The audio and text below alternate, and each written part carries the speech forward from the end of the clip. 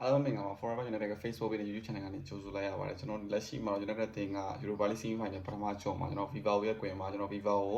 ုကျွန်တော်3ဂိုးပြည့်ဆိုရလာတဲ့တူနိုင်ရရှိသွားပါတယ်ကျွန်တော်လက်ရှိမှာတော့ကျွန်တော်ဒီတစ်ဖက်က Tottenham Hotspur တင်ကကျွန်တော်ဒီ Porto Clint ကိုနိုင်ရထားတဲ့အတွက်ကျွန်တော်ဒီချိန်ကြီးကတော့ Tottenham Hotspur ပဲဒီ Spa တင်ပဲကျွန်တော် Porto တက်လာဖို့များတယ်ကျွန်တော် United နဲ့တွေ့ရဖို့များတယ်ကျွန်တော်ဒီနေ့ပွဲမှာကျွန်တော်တို့ United ကပထမပိုင်းမှာဒီပထမပိုင်းအစောပိုင်းမှာပေါ့ကျွန်တော်ဒီပြီးပါဦးအသင်းရဲ့တကယ်ကိုမှကြောက်စရာကောင်းတဲ့ဒီကောင်တာအတက်တွေတကယ်ကိုလင်မြန်တဲ့တိုက်စစ်စင်နှုံးတွေနဲ့ကျွန်တော်တော်တော်လေးကိုအခက်တွေ့ဖို့ကျွန်တော်ဟိုနိုင်မဲ့အဲ့လောက်ကြီးကိုပြတ်နိုင်မဲ့လို့မထင်ထားခဲ့ဘူးပွဲအလှည့်ပြောင်းကတော့ကျွန်တော်ဒီ Highland ကိုဆွဲလဲချတဲ့ VVN အနီးကပ်ကနေစတာပေါ့ဗျာအဓိကတော့ဒီကစားမကကျွန်တော်ပထမပိုင်းမှာတော်တော်လေးကိုဖောင်းထားတယ် United ကစားမအထူးသဖြင့်ဂါနာချိုတို့ပါလို့ဆိုတော်တော်လေးကိုအလိမ့်ခံနေရတယ်အဲ့မှာဒီကောင်လေးတောက်ချက်ဖောင်းနေပြတဲ့ဒီဒိုင်ကသူ့ကို3-4ကာလောက်ဖြစ်သွားတဲ့အချိန်မှာအဲ့ကောင်ကဂိုးပေးရနိုင်တဲ့အနေထားကိုဖောင်းတာဖြစ်တဲ့အတွက်သူကဒိုင်ရဲ့အနီးကပ်ပြခဲ့တယ်လို့ကျွန်တော်တွေ့ရတယ်ဒီ Twitter မှာလည်းတောက်လျှောက်တက်နေတာအဲ့လိုသတင်းတွေကတက်ရှိအနေထားမှာကျွန်တော် United ကဒီနေ့ပွဲမှာ Highland တော်တော်လေးဟိုမှမဆိုးဘူးတော်တော်လေးဟိုကစားကောင်းတယ်လုံးဝဟိုမှဒီကစားမကြသွားဘူးလိုက်ဆော့တယ်အတင်းနဲ့လုံးဝဒီအခွင့်အရေးရောင်သူလောက်လျှောက်လိုက်ပြီးတော့သူဂိုးမသွင်းနိုင်ပေမဲ့လည်းအများကြီးအတင်းကိုအချိုးပြုတယ်ဒီနေ့ပွဲမှာCasemiro လည်းတော်တော်ကြီးကို performance ထွက်တယ်လို့ပြောလို့ရတယ် Casemiro ဒီကစားဝါတော်တော်ကြီးကိုညင်နေ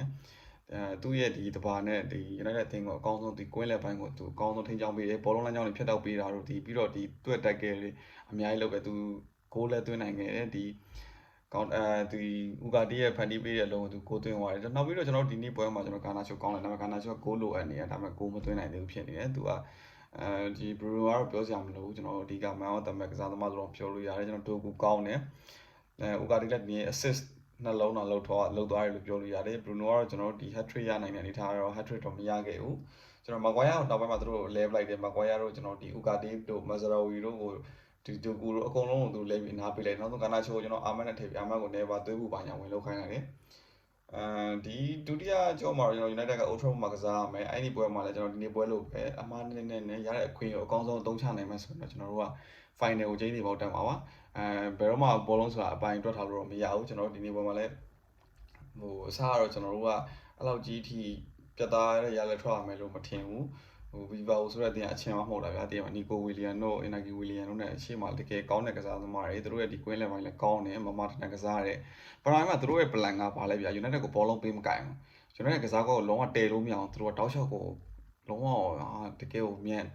ြန်ဆန်ဆန်ပဲသူတို့ကတိုက်စစ်စင် United ကပထမပိုင်းမှာတော်တော်လေးကိုတိုင်ပတ်နေတယ်နောက်ပိုင်းမှာအဲ့မှာဒီ Casemiro အလုံးကိုရတယ်အဲ့လုံးကိုတော့ဒီကောင်လေးနည်းနည်းလေ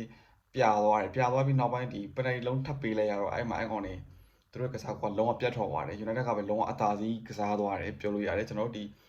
ဒီပနတီကလည်းပေးကိုပေးရမယ်နေတာဖြစ်တယ်ဒီကောင်ကစားမကဒီ VVN ဒန်နီ VVN ဆိုတဲ့ဘဲကတော်တော်လေးကိုဖောင်းထားတယ်ဗျာပထမပိုင်းမှာအဲ့တော့သူ့ထိုင်ကသူ့ကိုတောက်လျှောက်ဝိုင်းနေတော့မပေးတော့ဒိုင်အနီကထုတ်လိုက်တယ်ပထမမှာသူဖောင်းထားတာဖြစ်တဲ့အတွက်ကျွန်တော်တို့ Bruno ကတော့ AC ပဲအဲ့ကိုသွင်းသွားတယ်ကျွန်တော် Bruno တော်တော်လေးကိုမှဒီနေ့ပွဲမှာတော်တော်လေးကိုကောင်းတယ်လို့ပြောလို့ရတယ်တချို့အလုံးတွေကျွန်တော်အပိုင်ရတဲ့အခွင့်အရေးတွေကြီးဒီဒုတိယပိုင်းမှာလည်းကျွန်တော်အခွင့်အရေးတွေအများကြီးဆိုပေမဲ့ကျွန်တော်တို့ဒီတော်တော်ချို့အခွင့်အရေးတွေကိုဒီအသုံးမချနိုင်ခဲ့ဘူးဒုတိယပိုင်းမှာကျွန်တော်တို့သွင်းကိုတွေအများကြီးထည့်ရအောင်မလို့မျှော်လင့်တာဗျာဒါပေမဲ့တကယ်တော့သွင်းကိုတော့ထပ်မရခဲ့ဘူးကျွန်တော်ဒီနေ့ပွဲမှာတော့ကျွန်တော်အဓိကအကြိုက်ဆုံးကစားသမား Bruno Fernandes ပေါ့ Bruno Fernandes ပြီး Casemiro Ugarte အဲ့ဒီကစားသမားတွေကအဓိက United ဒီနေ့ပွဲနိုင်တာအဓိကအခရာကြားခဲ့တဲ့ကစားသမားတွေလို့ပြောလို့ရတယ်နောက်ပြီးခံစစ်က Maguire လုံးကဒီ Casemiro ရဲ့ပထမလုံးကိုဖန်တီးပေးတဲ့နေရာမှာ Ugarte ကိုသူတင်ပေးလိုက်တဲ့နေရာမှာဒါ Maguire ကလုံးဝအောင်မှာ scale တစ်ပေါက်ကတကယ်ဟိုမှာ Ronaldo ကြာနေအဲ့လိုမျိုးလောက်သွားတာတည့်မှာတကယ်ဟိုမှာဖိတ်နေပိုင်းအောင်ပြလိုက်သေးတယ်ရှေ့တက်ပြီးတော့အဲ့အလုံးကအဓိကပေါ့တရားအဓိကပြီးတော့အလှည့်ပြောင်းဖြစ်သွားတော့ Highland ရဲ့ penalty အလုံးအမှဟိုကောင်လေးကစားကွက်ပြတ်သွားတယ်နောက်ဆုံးမှာကျွန်တော် United ကပြီးပါအသင်းကိုကျွန်တော်နိုင်ရပါတယ်ပထမကျွန်တော်တို့ဒီ United က Spain club တွေနဲ့တွဲပြီးဆိုရင်အလုံးဝရလက်အကောင်းလေးမရှိဘူးကျွန်တော်တို့နောက်ဆုံး Viva နဲ့ head to head ပြန်ကြည့်မှဆိုရင်တော့ United က Viva ကိုအရင်အသားရထားတာလည်းမရှိဘူး Rooney တို့ခေတ်ထဲကကျွန်တော် United က Viva ကိုမနိုင်တာအဲ့လိုမျိုးနေထားရှိခဲ့တယ်အဲ့တော့ဒီနေ့ကျွန်တော်ကအဓိကဒီကိုပြတ်နိုင်တာထက်ကျွန်တော် Spain club တွေကိုနိုင်တယ်ဆိုတဲ့ feeling ကို Spain club တွေကိုသူတို့ကိုယ်မှာသွားနိုင်တဲ့ feeling ရောက်တကယ်ကိုမိုက်တယ်ကျွန်တော်ကဒီ Viva ကိုတော့ပထမဒီအကြော့မှာကျွန်တော်ဒီစာမွဲအောင်ပါပြီဒုတိယအကြော့မှာကျွန်တော်တို့ဒီကိုတင်အိမ်ဝင်မှာ AC ဘယ်လိုပြန်ကမ်းမလဲဘယ်လိုဒီစနစ်ပိုင်းအနေနဲ့ပြန်ကမ်းမလဲအဲ့တော့ကျွန်တော်စောင့်ကြည့်သွားရမယ်ဒီနေ့ပွဲမှာကျွန်တော် United ကဒီကစားသမားတွေလည်းတန်းအနာတွေကတော့မရှိဘူးပြီးတော့ဒီအရင် အမားများတာတွေပါတိတ်မတွေ့ရဘူးပထမပိုင်းမှာကျွန်တော် individual အမားတွေကြောင့်ဒီ Viva ကရသွားတဲ့အပိုင်အခွင့်အရေးတွေကိုသူတို့အသုံးမချနိုင်ခဲ့ဘူး United ကလည်းဒီနေ့ပွဲမှာကိုသမအိုနနာအဲ့လောက်ကြီးမဖမ်းလိုက်ရဘူးခန်းစစ်တော်တော်လေးငြိမ်နေကွင်းလည်နဲ့ခန်းစစ်ကတကယ်ဟိုမှာမျှတကစားနိုင်တယ်လို့ပြောလို့ရတယ်ဒါကြောင့် United ကဒီလက်ရှိမှာတော့ကျွန်တော်ဒီ Europa League Final ရောက်ဖို့ကျွန်တော်တရကန်လိုရောက်နေလို့ပြောလို့ရတယ်ကျွန်တော်တို့ဒါဒီ flow ရမယ်ဆိုရင်ကျွန်တော်က Champions League မှာ Champions League ကိုဝင်ခွင့်ရမယ်အဲ့တော့ကျွန်တော်တို့ကမှတ်ပေးဒီနောက်နေ့ Champions League ကန်ရမယ်ဗျာအဲ့တော့ကစားသမားတွေခေါ်တဲ့နေရာမှာလဲ Champions League ကန်ရတာဖြစ်တဲ့အတွက်အခွင့်အရေးအများကြီးရနိုင်တယ်ဒီနေ့ပွဲတော့တကယ်ဟိုမှာ United တို့တကယ်ဟိုမှာ